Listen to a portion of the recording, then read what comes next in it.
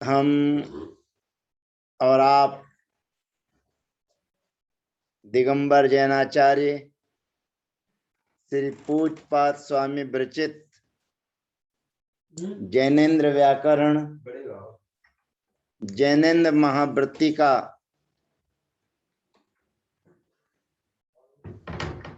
जैनाचार्य विरचित कातंत्र रूपमाला का अध्ययन कर रहे हैं और इस कातंत्र रूपमाला के अध्ययन में पूर्वार्ध तृतीय भाग व्यंजन पुल्लिंग प्रकरण चल रहा है। आज हम आपके बीच में चर्चा करने जा रहे हैं उस सर्वनाम संज्ञक शब्द की जो व्यंजन होते हुए जिसके प्रयोग स्वरांत पुल्लिंग के समान आपके बीच में चलेंगे। शब्द है किम। किम का मतलब होता है कौन। तो यहाँ पर किम शब्द से तैदादी नाम विभक्तौ सूत्र से अंत में रहने वाला जो माँ है उसके स्थान पर अकार आदेश की प्राप्ति है, परंतु नया सूत्र हमारे बीच में आता है किम कहा। किम शब्द के स्थान पर का आदेश होता है विभक्तौ परतः, विभक्ति के होने पर। विभक्ति के होने का मतलब है सी औ जस आदि जो 21 विभक्तियां हैं उन विभक्तियों के होने पर किम के स्थान पर का आदेश होता है। अब किम के स्थान पर का आदेश हो जाने पर अब यहाँ पर शब्द में प्रकृति में आकार है और आकार के सामने सी विभक्ति के आने पर सबसे पहला सूत्र हमारा है इस स्वरांत पुल्लिंग का रेप शोर विसर्जनीय, अर्थात रा और सा के स्थान पर विसर्जनीय आदेश होता है विराम के होने पर। तो यहाँ पर जो सी विभक्ति लेकर आए तो उसको विसर्ग आदेश होकर पहला प्रयोग सिद्ध होता है कहा। द्विवचन की विवक्षा में औ विभक्ति के आने पर किम कहा सूत्र से का आदेश होकर ओकारे औ औकारे च सूत्र के माध्यम से का में रहने वाला जो आ है उसको औ आदेश होता है और औ विभक्ति का लोप हो जाता है तो बनता है कऊ।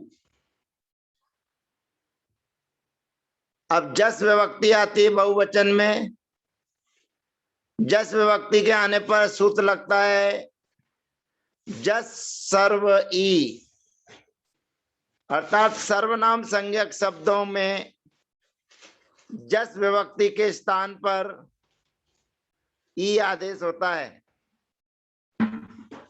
का धन ई, अब यहां पर सूत्र लगता है अवर्ण एवर्ण ए,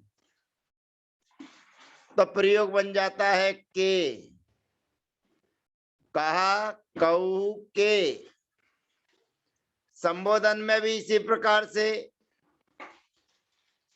परंतु संबोधन में ह्रस्व नदी श्रद्धा व्याह सिर लोपम सूत्र के माध्यम से सी का लोप हो जाता है तो हे का, हे कऊ, हे कहा। अम विभक्ति के आने पर अकारे लोपम सूत्र से का में रहने वाला जो आ है उसका लोप होकर प्रयोग बनता है कम। औ विभक्ति में कौ, ओकारे औ, औकारे च। द्विवचन के बहुवचन में शस विभक्ति के आने पर किम कहा सूत्र से का आदेश होने के बाद अगला सूत्र लगता है शशि सस च ना,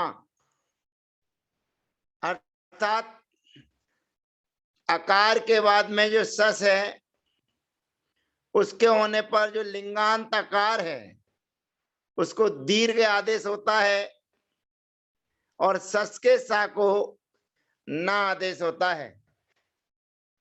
अब हमारी स्थिति हो गई का धन अन, पुनः समाना सवर्णे दीर्घी भवती परस्य लोपम लगाने पर प्रयोग सिद्ध होता है कान। तृतीय विभक्ति के एक वचन में टा विभक्ति के आने पर सूत्र लगता है इंटा, अर्थात टा के स्थान पर इन आदेश होता है और टा के स्थान पर इन आदेश हो जाने पर अगला सूत्र रहता है अवर्ण एवर्ण ए, अर्थात आ के सामने ई हो तो उसको ए आदेश होता है और सामने रहने वाले का लोप हो जाता है तो बनेगा केन। उसके बाद में अगला सूत्र आता है अकारे लोपम, अकारो दीर्घम घोषवती, भ्याम विभक्ति के आने पर अकार को दीर्घ आदेश होता है, प्रयोग बनेगा का भ्याम। बहुवचन में विष विभक्ति के आने पर सूत्र लगता है विषय स्वा, अर्थात भिस के स्थान पर ऐस आदेश होता है और ऐस आदेश होने के बाद अगला सूत्र लगता है एकारे ऐ कारे च। उस सूत्र के माध्यम से काम में रहने वाला जो आ है उसको आई आदेश हो जाता है और आइस के एक आई का लोप होकर रेप शोर विसर्जन यहाँ कई ही। चतुर्थी विभक्ति के एक वचन में गे विभक्ति के आने पर अगला सूत्र लगता है इसमें ही सर्वनामना, यहाँ गेरिया सूत्र की प्राप्ति है परंतु सर्वनाम संज्ञक शब्द होने के कारण सूत्र लगेगा इसमें ही सर्वनामना, तो कसमें ही। भ्याम विभक्ति के आने पर अकारो दीर्घम घोषवती, प्रयोग बनेगा का भ्याम। उसके बाद में अगला सूत्र आता है धुटी बहुत्वे त्वे, बहुवचन की विवक्षा में धुट वाली विभक्तियों के आने पर आकार को ये आदेश होता है, आकार को ए आदेश होकर प्रयोग बनेगा केभ्य रेप शोर विसर्जित,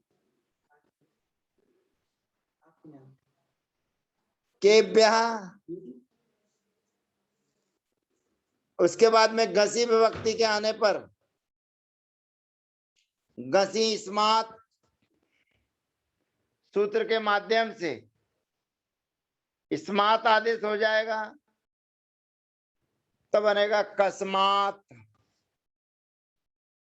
फिर काभ्याम केभ्या, केभ्यः। उसके बाद में अगला सूत्र आता है गस्यः। गस के स्थान पर से आदेश होता है तो कस्य। उसके बाद में अगला सूत्र आता है गीस्मिन। अब उसके पूर्व काभ्याम केभ्यः और कस्य। उसके बाद सूत्र आता है ओसीच, अर्थात ओस विभक्ति के होने पर लिंगांत नकार के स्थान पर आकार के स्थान पर ए आदेश होता है और ए आय सूत्र से आय आदेश होकर रेप शोर विसर्जनीय और व्यंजन मत्सरम परवर्णम नयत के माध्यम से प्रयोग बनेगा कयोः। फिर आम विभक्ति के आने पर अगला सूत्र है सुरामी सर्वथा। सुरामी सर्वथा से सु का आगम करके बहुवचन की विवक्षा में धुट मिल जाने पर धुटी बहुत्वे त्वे सूत्र के माध्यम से आकार के स्थान पर ए आदेश होकर नामी कर परा प्रत्यय विकारा गमस्ता सी समनु विसर्जनीय शांतरोपी सूत्र के माध्यम से जो सु का आगम किया था उसको मूर्धन्य सकार आदेश होकर केसाम। ओस विभक्ति के आने पर गी विभक्ति के आने पर सूत्र लगता है घी इसमें, अर्थात घी के स्थान पर इसमें आदेश होता है तो बनेगा कस्मिन। ओस विभक्ति के आने पर ओसीच सूत्र से लिंगांत आकार के स्थान पर ए आदेश होकर ए आय सूत्र से आय आदेश होकर कयोः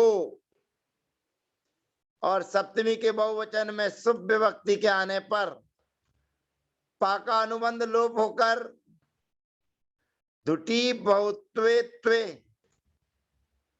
धुटी बहुत्वे त्वे सूत्र से आकार के स्थान पर ए आदेश होकर नामी कर परः प्रत्यय विकारा गमस्ता सी समनु विसर्जनीय शांतरोपी सूत्र के माध्यम से दंत सकार को मूर्धन्य सकार आदेश होकर प्रयोग सिद्ध होता है केसु।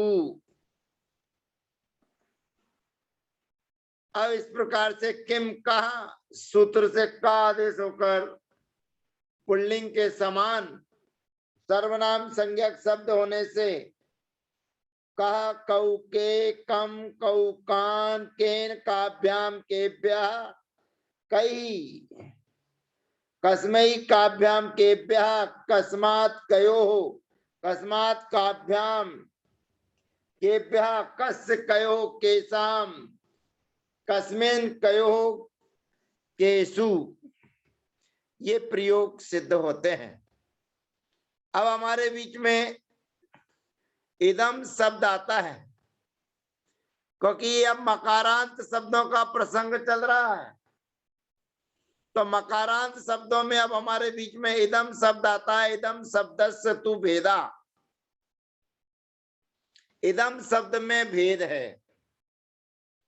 अब क्या भेद है तो सबसे पहला सूत्र तैदादी नाम विभक्तौ उस सूत्र की प्राप्ति है और तैदादी नाम विभक्तौ सूत्र की प्राप्ति होने पर अगला सूत्र हमारे बीच में आता है इद मियमयम पुंसी, अर्थात इदम शब्द को इयम आदेश होता है स्त्रीलिंग में, इदम शब्द को इदम आदेश होता है नपुंसक लिंग में और इदम शब्द को अयम आदेश होता पुल्लिंग में।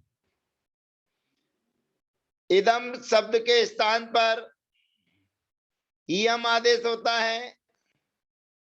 इदम शब्द के स्थान पर इदम आदेश होता है नपुंसक लिंग में। इदम शब्द के स्थान पर इयम आदेश होता है स्त्रीलिंग में। और इदम शब्द के स्थान पर अयम आदेश होता है पुंसी माने पुल्लिंग में। ये सूत्र बता रहा है। शर्त क्या है? सौ सी विभक्ति के होने पर। तो सी विभक्ति के होने पर इदम शब्द को नपुंसक लिंग में इदम आदेश, स्त्रीलिंग में इयम आदेश और पुल्लिंग में अयम आदेश होता है। और ये पुल्लिंग प्रकरण चल रहा है, इसलिए यहाँ पर सी विभक्ति के होने पर अयम आदेश होता है। और अयम आदेश होने के पास में व्यंजनाच